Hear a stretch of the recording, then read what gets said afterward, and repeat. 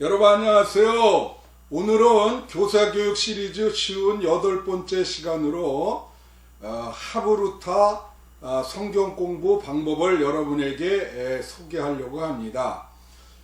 제가 지금까지 하는 동안 기존에 그 성서 연구 방법, 성경 공부 방법을 많이 소개했어요. 예를 들면 TBC 성서 연구, 또 토마스 그룸의 성경 공부, 한스 웨버의 유더 질문이라든가 또 구조주의 성경 공부, 또 가도와키 가키치의 성경 공부, 이런 여러가지 성경 공부 방법론을 소개했는데, 오늘은 그 이스라엘의 전통 교육 방식인 그 하브루타 교육 방법에 대해서, 하브루타 성서 연구에 대해서 여러분에게 소개해 드리려고 합니다. 기존에 제가 유대인의 자녀 교육이라는 제목으로 5개를 해드렸는데요. 오늘은 그 제목은 하브루타 성서 연구지만은 유대인 자녀 교육의 그 일환이다. 6번째로 이렇게 생각하시면 되겠습니다. 그동안 한 것들을 정리해보면 사실은 이 하브루타 성서 연구는 교육 방법론에도 해당하지만은 이것은 그 기독교 교육사의 이스라엘 교육에 해당하는 거예요. 기존의 유대인 자녀 교육을 한 5개 해드렸는데 그 모든 것은 이스라엘 교육, 이스라엘 교육이 전기와 후기가 있고요. 그 다음에 제가 예수님의 교육 방법을 말씀드렸고, 초대교회는 카테키스무스, 초대와 중세에 걸친 카테키스무스 그 교육, 또 그것을 말씀드렸고요. 그 다음에 종교개혁기에 칼빈과 루터의 교육을 말씀을 드렸어요. 그래서 이제 거의 기독교 교육사적으로도 모든 시대를 이렇게 커버하고, 오늘 이제 하브루타로 유대인의 자녀 교육을 마감하려고 합니다. 이 유대인들에게 있어서는 그 자녀 교육할 때 중요한 게 하가타라고 하는 암송과 하브루타라고 하는 토론 교육이 굉장히 중요했습니다. 그런데요, 이제 지난번에 말씀드린 것처럼 이스라엘 부모들은 자녀들을 잘 말씀으로 교육시켜서 여호와 하나님을 섬기는 믿음의 자녀로 이렇게 교육시키는 것이 일생의 최대의 목표였어요. 그래서 여러분, 아브라함이 이삭을 제물로 드리는 그런 사건이 있잖아요. 제가 그거에 대해서 흥미로운 해석을 이렇게 봤는데, 아브라함이 하나님께서 자녀 이삭을 제물로 바치라 그럴 때 그 이삭의 나이가 어린애가 아니고요, 한 16세에서 25세 사이에 이렇게 청년으로 보는 것이 그것이 대세입니다. 그렇게 보고 있어요. 그런데 하나님은요, 흠없는 것만을 제물로 받는다는 거예요. 그래서 하나님이 이삭을 제물로 바치라고 아브라함에게 얘기한 것은, 그건 아브라함에게는 굉장히 최고의 영광이라는 겁니다. 왜 그러냐 하면은, 아브라함이 이삭을 흠없이 믿음으로 잘 쓰게 교육을 시켰다는 거예요. 그래서 흠없는 이삭을 하나님이 받으신다고 하는 것이죠. 그래서 우리가 아브라함을 믿음의 조상이라고 하는 또 다른 하나의 이유는 뭐냐? 그가 이삭을 흠없는 믿음의 자녀로 키웠기 때문에 아브라함을 믿음의 조상이라 그렇게 이야기를 하는 것입니다. 그래서 우리 교회도 그렇지만은 그 당대의 부모들이 자기의 신앙을 자녀들에게 전수하지 못하는 분들이 꽤 많거든요. 여러분 부모들, 이 아브라함처럼 여러분 자녀들이 흠없이 믿음의 자녀로 하나님께 바칠 수 있는 귀한 자녀들로 교육하시는 여러분 되시기를 바랍니다. 이렇게 이스라엘에 있어서는 교육이 중요해요. 그 교육으로 사실 이스라엘이 나라도 망하고 식민지 생활을 오래 했지만은 그 교육을 통해서 나라가 이어지고 나라의 정체성을 우리 자녀들이 갖게 돼서 이렇게 지금까지 이스라엘이라는 나라가 독립이 돼서 여기까지 이른 것입니다. 자, 구약 이스라엘의 가르치다, 배우다, 이제 교육하다 이런 동사가 몇 가지가 있습니다. 그걸 좀 이렇게 살펴보면요, 세 가지가 중요해요. 하나는 라마드라고 하는 동사고요. 또 하나는 야다라고 하는 동사. 그 다음에 샤난이라고 하는 동사입니다. 이 라마드라고 하는 동사는 가르치다라도 되고 배우다라도 돼요. 이 가르치다와 배우다가 똑같이 그 단어의 뜻이 들어 있습니다. 이것이 나오는 게 에스라 7장 10절에 에스라가 무슨 말을, 거기에 무슨 기절이냐면 에스라가 하나님의 율례와 규례를 이스라엘 백성들에게 가르치기로 결심하였느니라. 그런 기절이에요. 거기에 가르치기로라고 하는 그게 라마드라고 하는 그런 동사인데, 이 라마드는 기독교 교육으로 말하면 양육입니다. 본받다, 길들이다, 양육하다. 이게 엄마가 자녀를 부드럽게 양육하는 그걸 말하는 거예요. 그래서 이 라마드는 가르치다, 익숙하게 하다, 본받다, 길들이다, 양육하다. 그래서 엄마가 가정에서 부드럽게 아이를 양육하듯이 이제 에스라가 말씀으로 자녀들에게, 백성들에게 양육하기로 결심했다. 그런 뜻입니다. 그러니까 이 라마드는 좀 부드러운 가르침이라고 이렇게 보면 되겠어요. 또 하나 야다라고 하는 동사가 있습니다. 이 야다는 구약 성서에 굉장히 많이 나오는데, 이 야다도 역시 가르치다, 배우다 동시의 뜻을 갖고 있는데요. 이 야다는 중요한 것은 여기에 가장 중요한 것은 이해하다라고 하는 뜻이 있습니다. 또 경험하다라는 뜻이 있어요. 구체적인 경험을 통해서 이해하다, 구체적인 경험으로 가르치고 배우다, 그런 뜻이 있습니다. 그러니까 추상적인 게 아니죠. 예를 들면은 이제 창세기에 보면 옛날 번역에는 아담과 하와가 동침했다, 그런 말이 나와요. 이제 서로 부부 관계를 했다는 얘기인데, 그 동침하다는 동사가 야다입니다. 그래서 남편과 아내가 구체적으로 알다, 그런 뜻이에요. 야다가. 그 정도로 우리가 불경스럽게 하나님한테 이런 동사를 쓰면 안 되는데, 이스라엘 백성은 그 동사를 하나님에게도 씁니다. 하나님을 알다 그럴 때 야다, 하나님을 그렇게 구체적으로 알고 경험적으로 이해하고 서로 가르치고 배우다 할 때 야다라고 하는 그 동사를 쓰고 있는 거예요.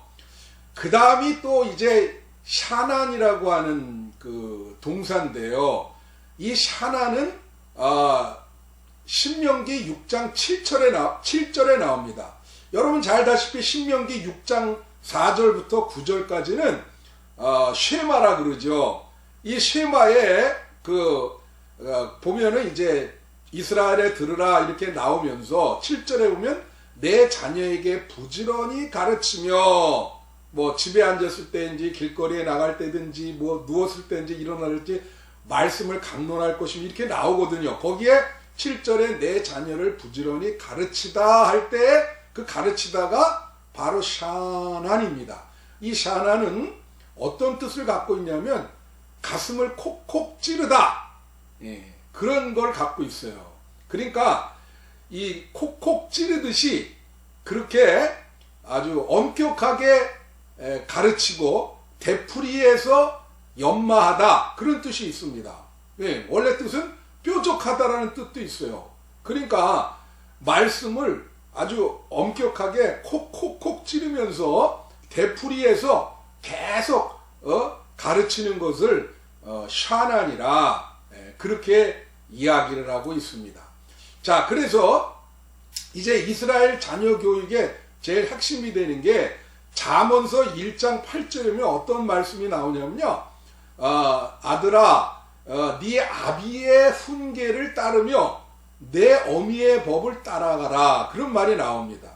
거기에 그 아비의 법이라 그럴 때 그 법은 히브리어의 무사르라고 하는 말인데, 내 아비의 훈계라 그럴 때 그 훈계는 히브리어의 무사르라는 말인데, 이 무사르라고 하는 말은 그 교정이라는 말이에요.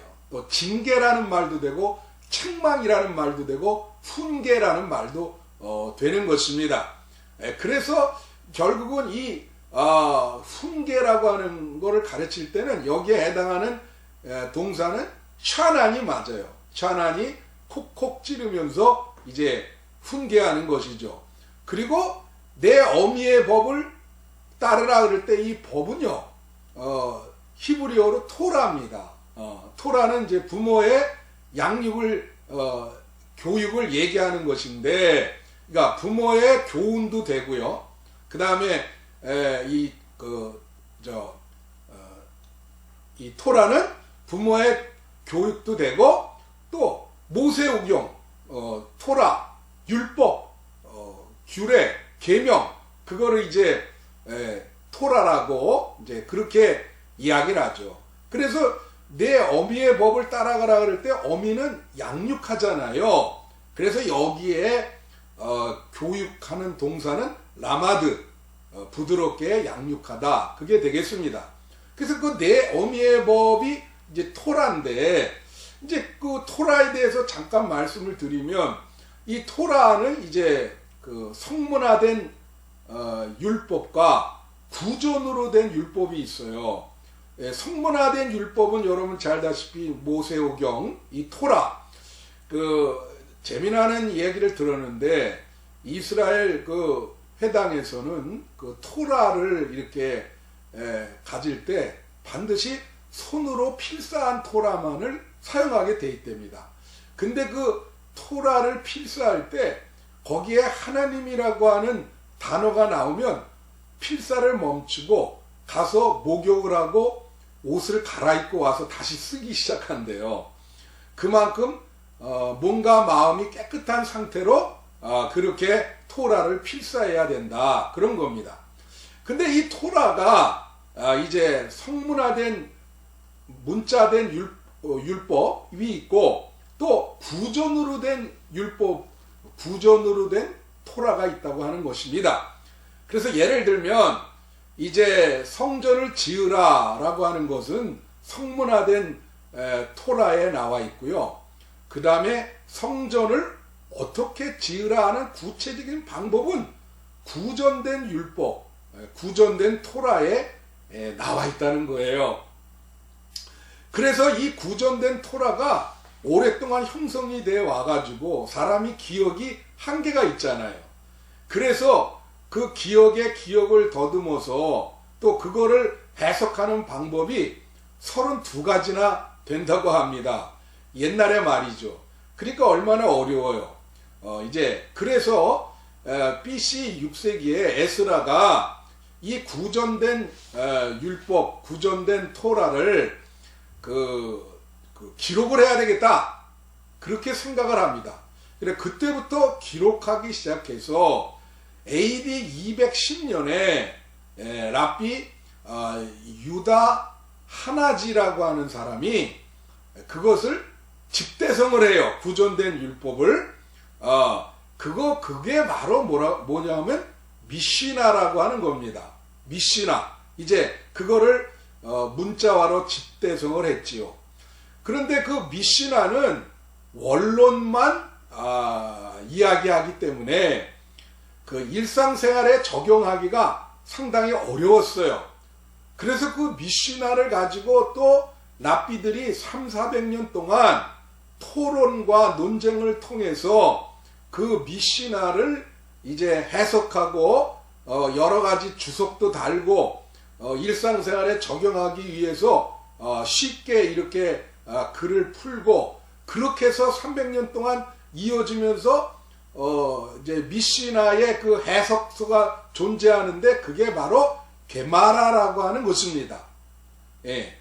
그래서 이제 이 게마라와 이제 미시나 이 둘을 합쳐서 우리는 탈무드라 그렇게 얘기를 하는 거예요. 그래서 이 탈무드는 7권 분량이 아주 큰 책인데 그걸 하루에 한 장씩 우리가 읽고 연구한다 그래도 7년이나 걸리는 그러한 대분량이라고 하는 것이죠. 그래서 탈무드는 참 위대한 연구라 그런 뜻인데 이것은 하나의 학문이라 그럴 수 있듯이 이 탈무드는 이스라엘 사람들이 디아스포라로 전 세계에 흩어졌잖아요. 그래서 이 탈무드를 통해서 교육을 시킴으로 그들의 민족의 동질성을 유지할 수 있었다고 하는 것이죠. 본래 헤브라이라고 하는 이 히브리의 그 원어인 헤브라이라고 하는 말의 뜻은 강을 걷는다라고 하는 뜻입니다. 그러니까 강을 걷는다. 이 뜻은 또 어떤 뜻이 있냐면요. 오직 다른 편에 선 유일한 사람이라 그런 뜻이 있어요. 다른 편에 서 있는 유일한 사람이다. 그런 뜻이 있답니다. 그런데 탈무드에 이런 말이 있어요. 모든 사람들이 다 한쪽 편으로 서 있으면 이 세상은 기울어지고 무너질 것이다. 그런 얘기가 있습니다. 그래서 쉽게 말하면은 이스라엘 교육이 지향하는 것은 베스트를 만드는 게 아니라 유니크, 유일한, 남과 좀 다른 그런 것을 이렇게 만드는 그러한 교육이라고 하는 거예요. 그러니까 우리나라는 전부 베스트만을 만들려고 그러잖아요. 그래가지고 뭐 초등학교 때부터 얼마 전에 신문을 보니까 의사 지망생 교육반을 초등학교부터 운영을 한다고. 그러니 얼마나 그게 어떻게든지 좀 베스트를 만들어서 그 부를 축적하려고 하는 그러한 교육에 불과하다. 이제 그렇게 보겠습니다. 근데 이스라엘 교육은 그렇지 않아요. 모든 사람들에게 베스트가 아니더라도 너는 유니크하다. 가능성이 있다. 잠재력이 있다. 그리고 그 유니크한 너만이 가지고 있는 그 탤런트와 잠재력을 일깨워서 훌륭한 인재로 만드는 것이 이스라엘의 교육입니다. 그래서 이스라엘은요, 이렇게 책을 읽고 배우는 것이 굉장히 중요해요. 이스라엘 교육에 있어서 책을 읽고 배우는 것은 하나님을 찬양하고 기도하는 것과 동일한 가치를 지니고 있습니다.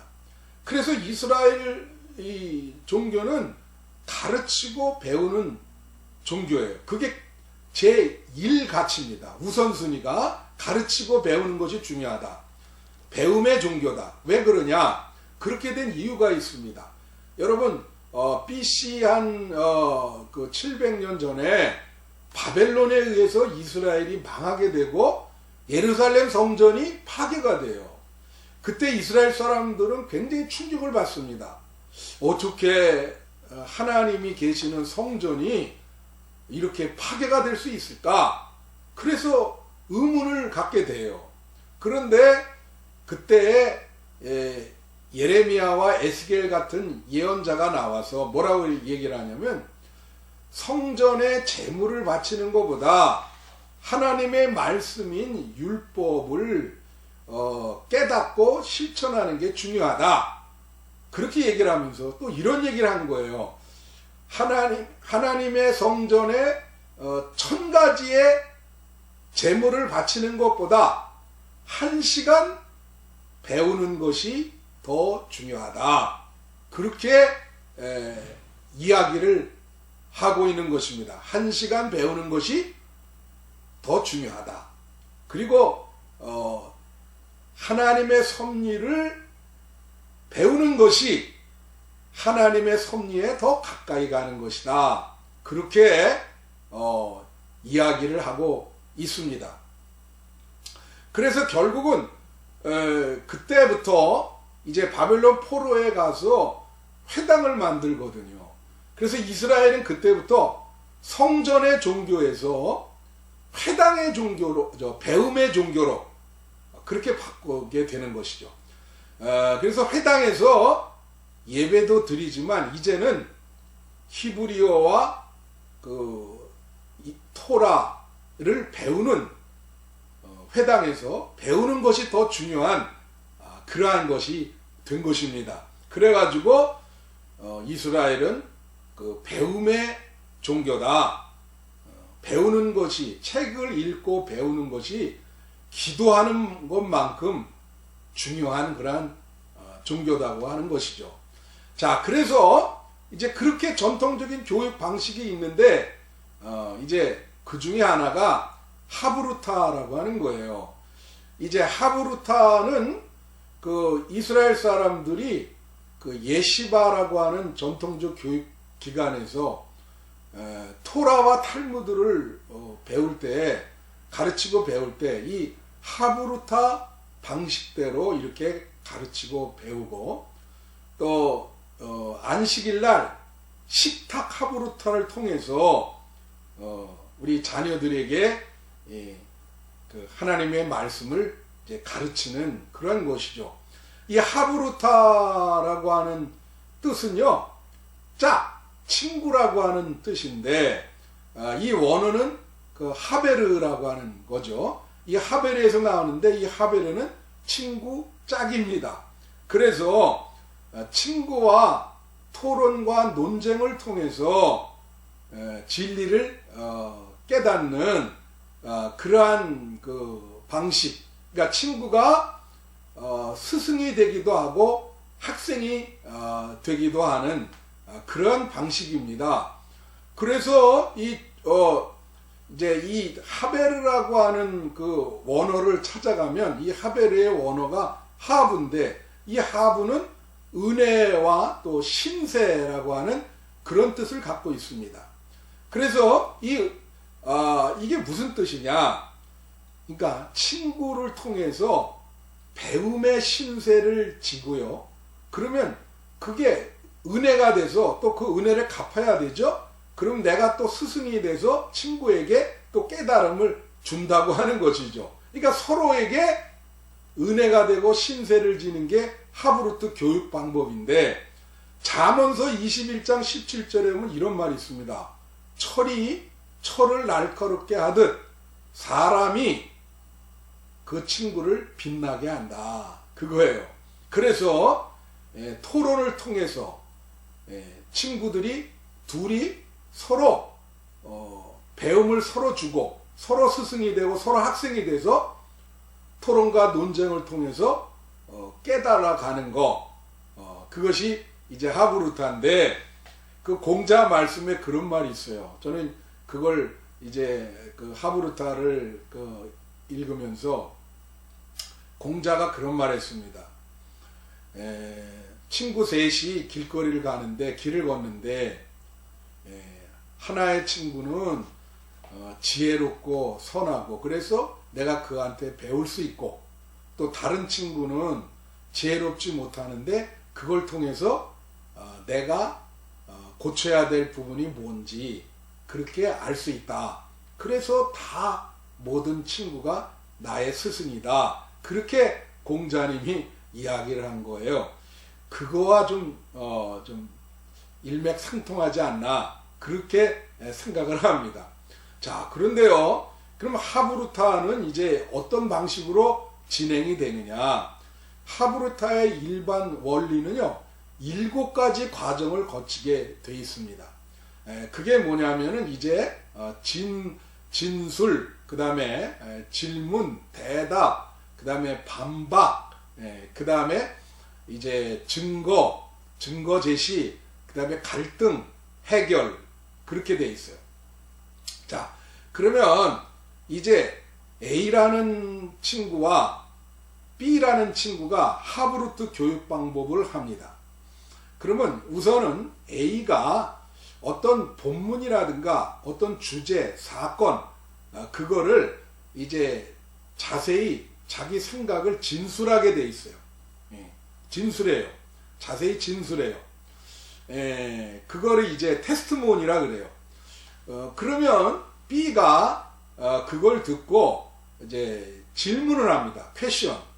거기에 좀 논리적으로 모순이 되는 것이 없는가?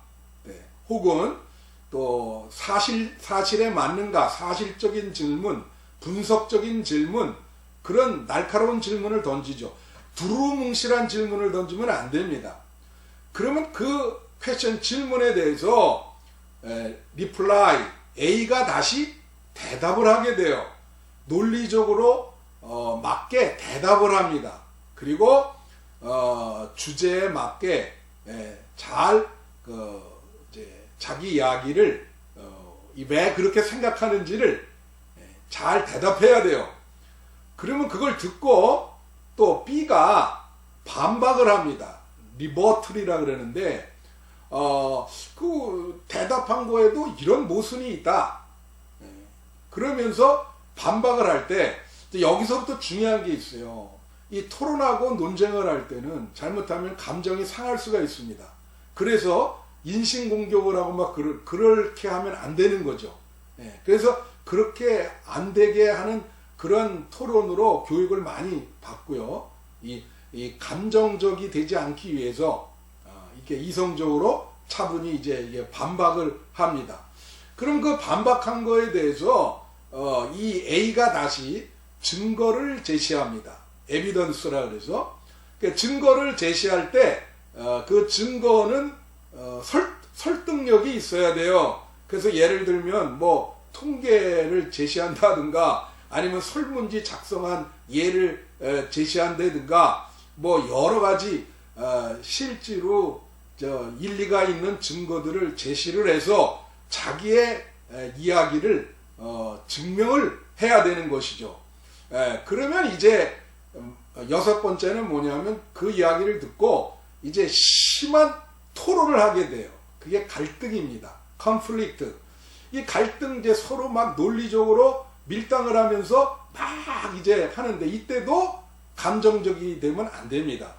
서로 이제 이성적으로 잘 논리적으로 서로 갈등을 이제 표현하면서 이제 해결점을 찾아야죠. 그래서 마지막 일곱 번째가 레졸루션, 그래서 해결이에요. 합의점에 도달하는 거예요. 그래서 이런 부분은 네가 옳고 이것은 내가 옳고 그래서 서로 이렇게 이거에 대해서 합의를 보고 결론을 내리는 것이죠. 자, 이것을 할 때 중요한 기법은 뭐냐? 우선 경청을 잘해야 되겠죠. 상대방 얘기를 듣지도 않고 자기 얘기만 하는 사람들이 있어요. 그러면 하브루타는 되지 않습니다. 그래서 하브루타의 제일 기본 개념은 남의 이야기를 잘 듣는 거예요. 경청하는 거예요. 그 다음에 또 하나 중요한 것은 질문하는 겁니다. 이 한국 분들은 이 질문을 잘 못하는데 이 질문, 그 사실적으로 분석적으로 또 논리적으로 그런 질문을 잘 할 수 있어야 되죠. 그리고 집중을 해야 됩니다. 뭐 딴 생각해서 산만하게 그러면 안 되고요. 그 때로는 또 상대방의 이야기를 지지해 줄 수 있어야 돼요. 그리고 또 도전할 수 있어야 되고 그리고 반문할 수 있어야 된다. 이러한 그 하브루타의 기술들이 평소에 훈련이 돼서 이게 이루어져야 된다고 하는 것이죠. 자, 이것을 이제 그 성서, 하브루타를 이제 성서로 이제 연구를 하고 교육을 시킬 때 이거는 이제 어떤 과정을 거치냐? 우선 그 이제 본문을 정해야 되겠죠. 예, 본문을 텍스트를 정하고 그리고 본문을 읽어요. 그 다음에 이제 질문을 생성하고 아까 7가지 하브루타의 과정을 거친 다음에 그 다음에 시우르하기가 있습니다. 그거는 뭐냐면 이 하브루타의 토론 과정이 거치고 이제 교사가 다시 학생들에게 질문을 해서 학생들이 다시 토론을 하고 그거를 교사가 정리해 주는 거. 예, 그게 시우르하기인데 그거 끝난 다음에 본문을 이제 적용을 하고 본문을 암송하면 끝나는 것입니다. 그래서 어떻게 하냐면 어떤 본문을 택해서 이제 우선 찬양을 하고 그 다음에 기도를 하고 그렇죠? 예, 그런 다음에 이제 본문을 정해서 이제 그 본문 정한 본문을 읽고 이제 하브루타의 교육을 시키고 그 다음에 이제 기도하고 나누고 이제 끝나는 것이죠. 그래서 예를 들면 성경 본문이 어려운 본문이 참 많아요. 예를 들면 제가 지난번에 한번 언급했던 거 있습니다. 부자가 천국에 들어가는 것은 낙타가 바늘구멍으로 들어가는 것보다 어렵다. 제가 이것을 학생들한테 이야기할 때 어떤 학생이 질문을 했습니다. 부자는 정말로 하나님 나라에 못 들어가냐? 자기네 교회에 뭐 한 70억 재산가가 있는데 그분은 못 들어갑니까? 그러면서 또 부자와 가난한 자의 구분하는 기준이 뭐냐? 뭐 이런 것들을 물었어요. 이게 참 좋은 질문이죠. 이런 걸 통해서 하브루타가 이제 형성이 되는 거예요. 예, 그런 본문을 택해서 이제 왜냐하면 성서에 이해하기 어려운 귀절들이 참 많아요. 지난번 구조주의 성경 공부는 주로 스토리, 성경의 스토리를 적용을 성경 공부 그 텍스트로 삼았다면 이 하브루타는 스토리뿐만 아니라 뭐 말씀, 예수님의 말씀이라든가 사도 바울의 말씀 뭘도 할 수가 있습니다. 예, 그래서 이제 예를 들면 누가복음 16장 1절부터 13절에 보면 불의한 청지기의 비유가 나와요. 그것도 참 해석하기가 어려워요. 여러분. 그게 무슨 얘기냐면 그 청지기가 있었는데 그 주인이 먼데 있었거든요. 그런데 자기가 이제 앞으로 살 길이 막막하니까 이제 좀 이렇게 불의한 일, 뇌물을 받고 막 그래요. 그래서 이제 그 주인이 오면 자기가 해고될까봐 이 주인에게 빚진 사람들, 쉽게 말하면 기름 100마리 빚지면 50마리라고 그 증서를 가져와서 고쳐주고 또 밀가루 100석이면 80석이라고 고쳐줍니다. 그 증서에. 그래가지고 이제 그렇게 해주고 주인이 올 때를 이제 기다리는데 예수님이 그 비유를 얘기하면서 이 청지기의 지혜를 배우라 그랬단 말이에요.